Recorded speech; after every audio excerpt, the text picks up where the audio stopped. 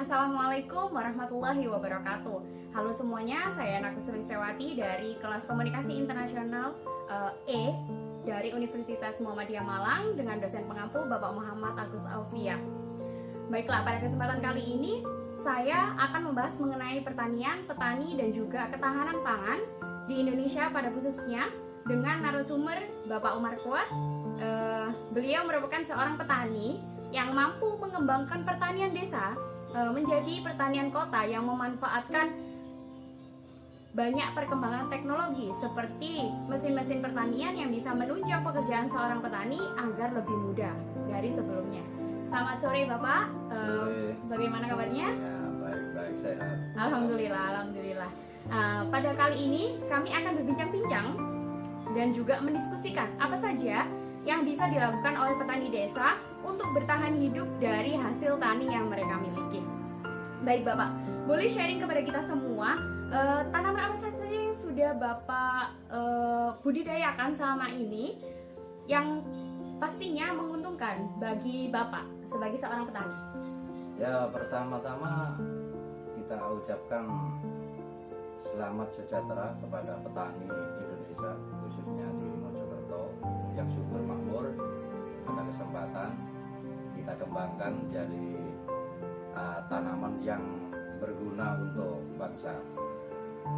Yang pertama memang pada umumnya Indonesia itu padi. Nah, di sini ada pola pertama itu tanam padi. Yang kedua ada jagung, yang ketiga ada kacang. Kalau kedelai ada kemungkinan hanya berapa persen orang menanam kedelai karena nggak didukung dengan harga dari pemerintah. Kalau padi terutama ya lumayan bagus akhir-akhir ini di masa Bapak Presiden Jokowi. Kalau di zaman yang dahulu itu susah, banyak yang menangis itu petani. Yaitu yang bisa saya paparkan. Memang di sini ada ya lahan yang padi satu, yang musim keduanya padi, terus jagung. Kalau kacang itu urutan yang ketiga. Ada yang lahannya padi, jagung. Nah, itu tergantung lokasinya. Ya. Dan apakah profesi sebagai seorang petani di zaman sekarang ini bisa menguntungkan bagi masa depan untuk orang desa khususnya, Bapak? Nah, kalau orang desa waktu zaman dahulu sampai sekarang, kalau sudah profesi seorang petani itu pasti punya harapan untung, selalu harus untung, biarpun rugi nggak pernah dia mengeluh. Tapi akhir-akhir ini di zaman Bapak Jokowi kita nggak membeda-bedakan, kita bukan bicara soal politik, terus terang aja. Di zaman Bapak Jokowi kayaknya memang mulai mendukung orang desa khususnya di pertanian. Soalnya apa? Kita udah merasakan dari harga itu sudah di cover itu sama Bulog, Dolog. Kalau dulu kan yang mengcover, yang membeli itu pihak dari Cina, itu disimpan di gudang. Kalau sekarang dalam pengawasan Bulog. Nah, itu dalam arti memang gimana, pendukung dari pemerintah dengan petani. Makanya petani sekarang mulai merasakan bahwa jadi petani itu punya harapan, punya masa depan, dan punya keuntungan. Cuma ada sedikit yang kurang, nanti kita bisa bicara panjang lebar. Oke. Ya, baik Bapak, terima kasih. Saya juga pernah mendengar sih dari beberapa masyarakat di sekitar sini, tetangga-tetangga Bapak, bahwa Bapak itu pernah memiliki kelompok tani yang mana kelompok tani Bapak tuh ngasih penjelasan kepada petani desa agar bisa bertani secara modern. Apakah benar itu Bapak? Ya betul, terutama saya selaku di kepengurusan kelompok tani, kita selalu sharing, mengutamakan musyawarah, gimana caranya, gimana untuk ke depan, untuk anak-anak, untuk cucu kita. Soalnya kita hidup bertahan di pertanian. Terus terang kita jauh dari industri. Nah, kita berupaya memang suatu contoh untuk penanaman padi, kita udah berusaha gimana bisa menghasilkan lebih banyak, tapi pakai sistem yang modern, yang kayak jajar legowo, kayak tanam seri, nah kayak gitu. Terus lagi kalau nanam kacang itu kita pakai sistem satu biji, itu satu lubang, itu kan udah suatu contoh keuntungan kita. Kalau dulu itu pakai 2 biji satu lubang, itu kan udah kita uji coba di pertanian kita, di teman-teman kita, di saudara kita. Terus jajar legowo juga begitu. Nah, keuntungan pertama udah kelihatan, bibitnya kan lebih ringan, tapi hasilnya lebih banyak. Terus lagi ini musim akhir-akhir ini lebih semangat untuk teman-teman kita yang bertani suka menanam jagung, ini harganya mulai stabil ini. Ya, terima kasih untuk pemerintah ini. Terima kasih untuk pemerintah. Baik-baik. Selama Bapak melakukan pertanian di desa ini, apakah Bapak juga menggunakan alat-alat modern seperti yang sudah diberikan di channel YouTube-nya pemerintah, dikasih tahu kayak penanaman padi pakai mesin dan lain sebagainya, itu menggunakan mesin? Apakah Bapak juga menggunakan mesin tadi modern seperti itu? Iya, betul. Kita selalu berterima kasih kepada pemerintah. Akhir-akhir ini banyak itu yang digelontorkan, khususnya mesin-mesin pertanian. Kebetulan saya dapat mesin tanam transplanter ini, sudah saya operasikan, malah lebih bagus, lebih ringan, memperamping biaya.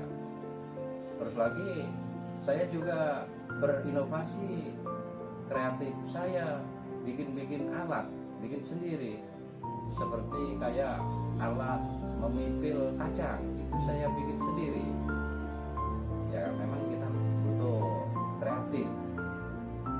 Terus ini alat-alat untuk matun itu juga saya bikin sendiri. Ya alhamdulillah ada sisa-sisa dari keuntungan pertanian, kita pakai beli alat-alat untuk mengisi waktu kita nggak ada di lapangan, di lahan. Ya alhamdulillah ini mulai ada perlengkapan alat. Ya makasih. Oh iya. Berarti alat yang Bapak gunakan itu sebagian besar berasal dari pemerintah ya Pak? Bantuan dari pemerintah begitu? Ya memang banyak, bukan dari kita aja. Di teman-teman banyak traktor, banyak juga alat-alat pompa air. Makanya kita berterima kasih kepada pemerintah sekarang.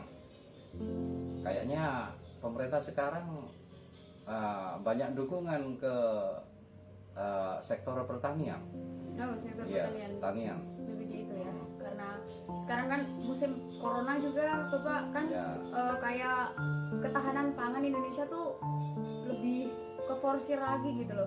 Ya. Kan semua orang nggak ada yang bekerja, terus mengandalkan ya makanan, apalagi kalau nggak dibantuan dari pemerintah ya kan ya. Nah lebih untung kita jadi petani, nggak pusing cari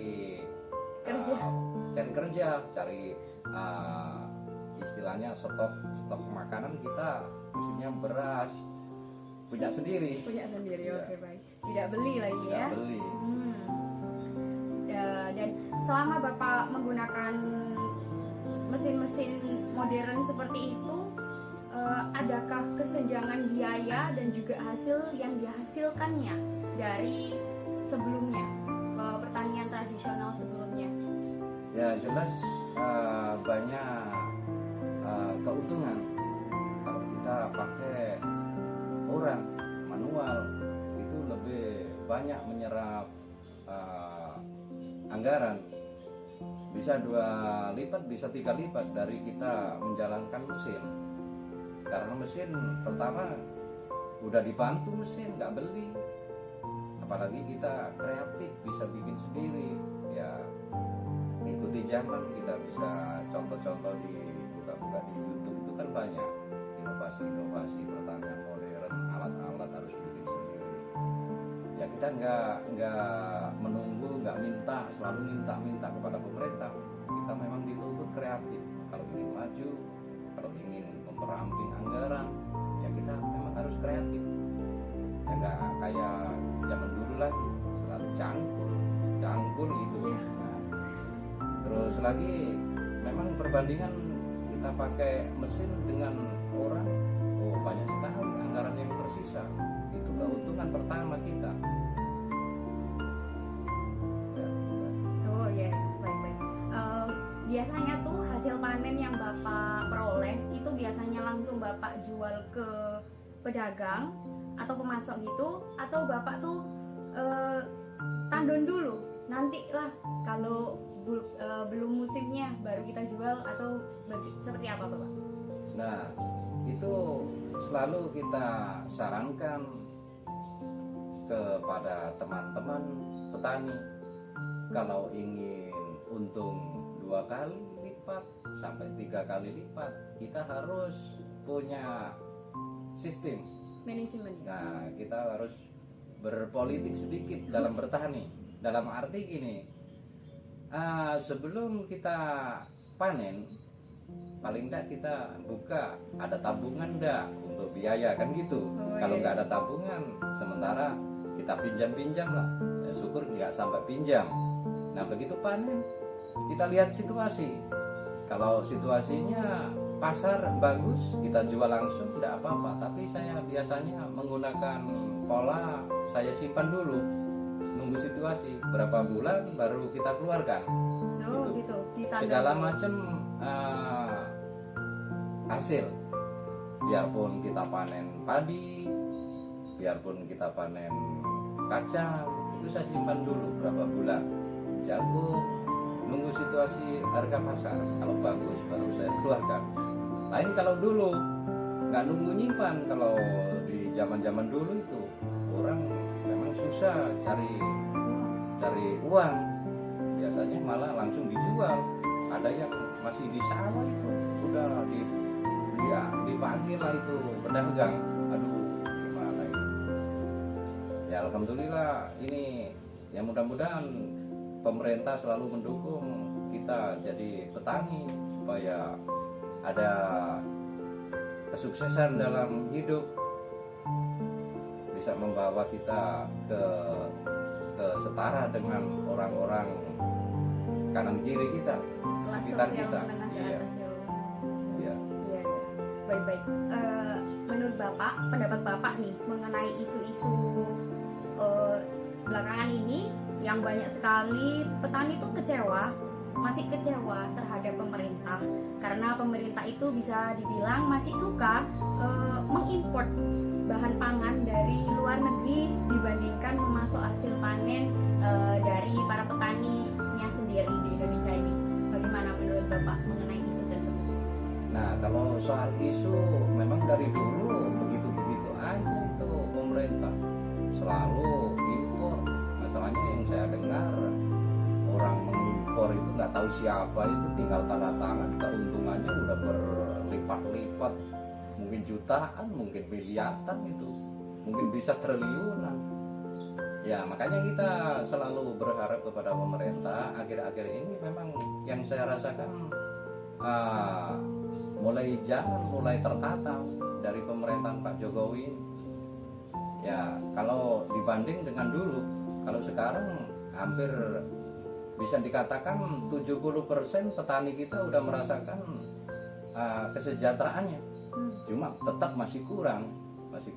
Ada yang kurang, ini nanti bisa kita jelaskan nanti. Ya. Berarti Bapak setuju dong dengan pemerintah itu yang seharusnya membantu para petani gitu, kayak membantu memasok alat-alat pertanian modern, terus pupuk yang disubsidi tentunya, terus bantuan tunai seperti kartu petani. Ya, Bapak pernah Iya. mendengar kartu petani waktu itu ya, dan membuat pekerjaan petani itu lebih sejahtera gitu, lebih dipandang oleh pemerintah gitu ya Pak ya. Ya. Dan bisa kita ketahui bahwa kesejahteraan petani itu juga kan bisa menunjang hasil dari panennya gitu, yang bisa didistribusikan ke seluruh penjuru negeri ini, yang bisa membuat ketahanan pangan di negeri ini juga teratasi begitu. Menurut Bapak itu baik atau tidak kita melakukan peninjauan ulang mengenai bantuan-bantuan pemerintah seperti itu?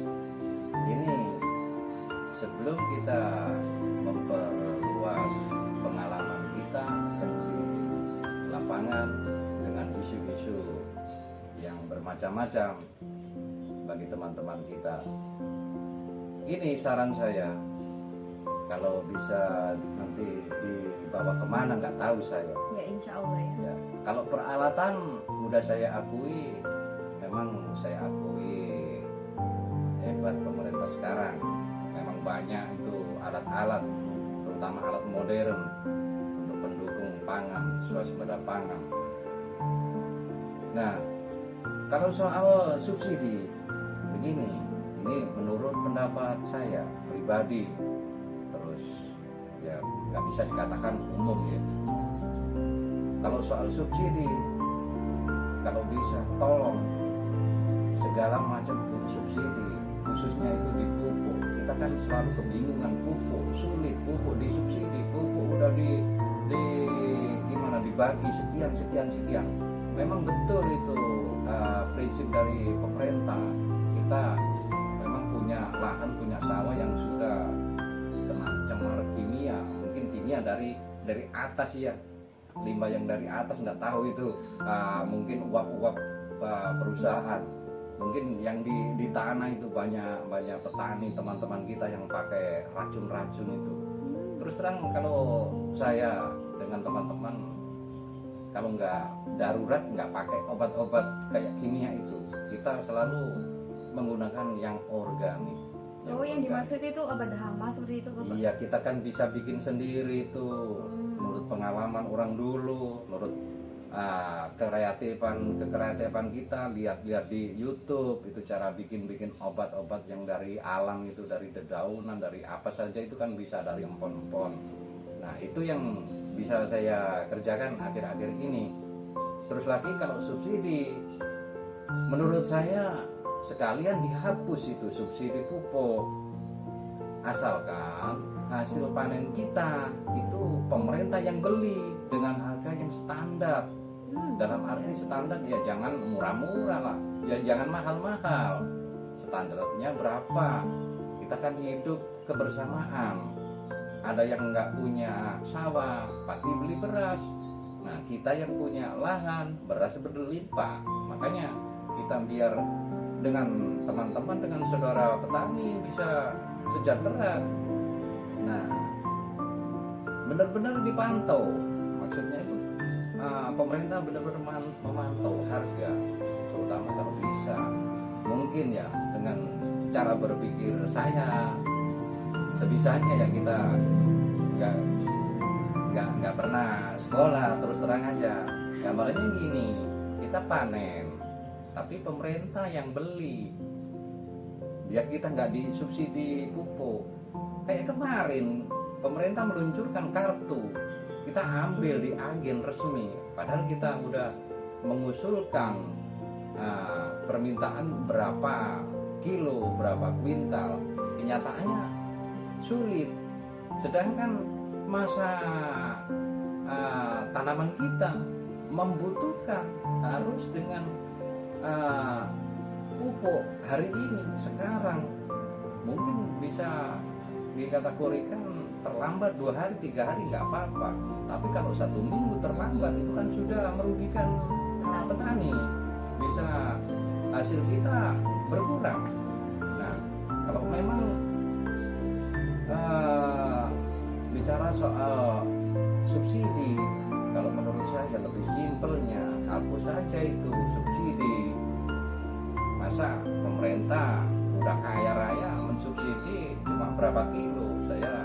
sadari memang pemupukan memang berimbang. Cuma kesulitannya teman-teman itu di agennya. Terus lagi ya gimana ya, nanti biar nggak bikin manja petani. Kita waktu panen hasil dibeli pemerintah, nggak tahu lewat mana, lewat Bulog apa lewat ada sekarang BUMDes Bapak. nah gitu lah. Apalagi kita ingat kalau bicara soal BUMDes ini biasanya dipakai orang desa-desa itu, orang tertentu dipakai bisnis. Politik Nah, lagi ya. Itu. Nah, makanya sekalian ini saya bicara bukan pribadi, dengan teman-teman juga, banyak yang saya kuping, sharing dengan teman-teman pertanian. Kalau BUMDes itu bisa diawasi dengan pemerintah, itu memang uang dari pemerintah turunnya ke desa. Kalau bisa dialihkan, kalau nggak bisa dialihkan, tolong kembali ke pertanian kita, ke swasembada pangan biar sukses. Petani kita setiap desa itu kasih modal untuk mengcover pembelajaran kita ke teman-teman kita, ke petani kita. Ayo kita ajari teman kita berwirausaha, mungkin bisa menggunakan uang itu. Kalau di BUMDes itu kita nggak kuat, kita selalu benturan, bertabrakan sama pemerintah kecil kayak kepala desa, kayak perangkat-perangkat lainnya. Kayaknya dia ambil pakai bisnis. Nah itu, kalau saran saya, kalau BUMDes itu memang diawasi, diperuntukkan, lebih bagusnya di pertanian, dialihkanlah untuk memberi pupuk untuk kita. Tapi kita kan juga beli, maksudnya gitu, untuk mengcover dari agen itu. Misalnya agen itu juga banyak yang nakal sekarang, makanya kesulitan. Kalau petani simpel cara berpikir. Nah, kita punya tanaman sekarang minta makan, sekarang pun juga harus cari makanan, artinya cari pupuk, nggak peduli harga berapa, semahal apapun di tokonya itu kita beli. Akhirnya banyak yang pakai non subsidi. Itu kalau soal subsidi, kartu itu memang ada kartu tani itu nggak jalan itu. Nggak jalan. Nggak jalan. Hampir semua nggak jalan itu. Bertele-tele, ribet. Sudah dikasih kartu, tapi masih fotokopi KTP, fotokopi KK. Nah, itu pun juga kayak tawar-menawar, kita dikasih berapa. Nah, sedangkan kita punya lahan, satu contoh 1000 meter persegi, masa dapat 2 kilo, 5 kilo. Nah itulah, makanya kalau saya pribadi dengan teman-teman sekalian, kalau memang mau dihapus sekalian, tapi dengan catatan, dengan syarat hasil panen kita harus pemerintah yang beli dengan harga standar. Itu mungkin kalau diperluas lagi cara berpikir kita.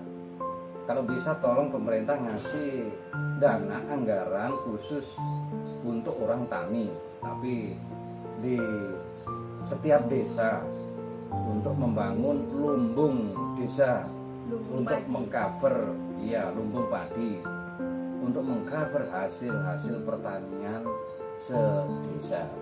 Nggak tahu berapa nilainya, nanti bisa dikomunikasikan dengan yang berwenang, nanti PPL-nya apa gimana. Kalau kita ambil BUMDes kayaknya selalu benturan dengan aparatur desa. Misalnya banyak yang memakai untuk bisnis. Dalam arti bisnis itu nggak melihat di pertaniannya gitu. Nanti yang dilihat itu menengahnya ke atasnya. Ke atasnya bukan. Padahal kita harus sejajar, kalau bisa mengejar kan gitu. Iya. Itu prinsip petani. Makanya nggak ada petani mengeluh. Semuanya diusahakan ya Ya, Bapak kalau tolong, petani ya. itu. karena kan juga sehari-hari manusia juga butuh makan kan. Dari itu juga kita sama-sama berterima kasih kepada para petani tentunya. Baik Bapak, terima kasih Bapak Umar sudah meluangkan waktunya untuk berbincang-bincang dengan saya di sini sore ini dengan keadaan yang hujan. Terima kasih sudah meluangkan waktunya dan memberikan saya tempat di rumahnya Bapak. Terima kasih sekali. Terima kasih juga Bapak telah memberikan kepada kami pembelajaran yang penting mengenai pertanian ini, tentang upaya pemerintah ke depannya yang harus dilakukan untuk mensejahterakan para petani dan bisa mengembangkan pekerjaan para petani tersebut tentunya di desa. Dan saya dapat menyimpulkan bahwasannya kesejahteraan petani, pendidikan untuk petani, dan juga perkembangan teknologi yang disalurkan oleh pemerintah itu bisa membuat ketahanan pangan di negara ini dan juga di negara manapun itu bisa teratasi dengan baik. Ya, betul. Ya, lebih stabil begitu.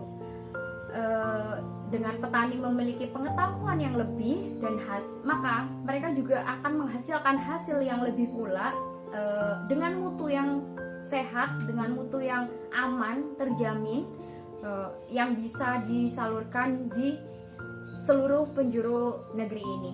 Terima kasih Bapak atas waktunya. Saya akhiri untuk tunggu ada pesan sedikit ya. Oh iya, silahkan. Ada pesan dari Bapak Umar. Pesan dari kawan-kawan petani, tolong pemerintah selalu mendampingi saudara-saudara kita yang bertani. Kalau ingin petani kita, petani Indonesia kita bisa memenuhi swasembada pangan, otomatis pemerintah harus selalu di samping kita. Jangan sampai dilepas. Mendukung ya Pak? Ya, selalu mendukung. Biar nggak mendukung, mendampingi lah. Ya. Nah, itu PPL itu tolong suruh turun ke lapangan. Jangan di kantor aja itu. Pemerintah daerah gitu. Terus ada pesan untuk semua warga negara Indonesia, khususnya petani. Betul memang, jadilah petani kalau ingin sehat, jadilah petani kalau ingin sukses. Itu pesan saya. Namun petani yang modern dan pintar. Itu pastilah, Iya. makanya kita harus didampingi dari pemerintah. Iya. Nah, terima kasih ya. Terima kasih Bapak untuk pemahamannya untuk kita semua. Ya. Saya akhiri. Wassalamualaikum warahmatullahi wabarakatuh. Waalaikumsalam warahmatullahi wabarakatuh.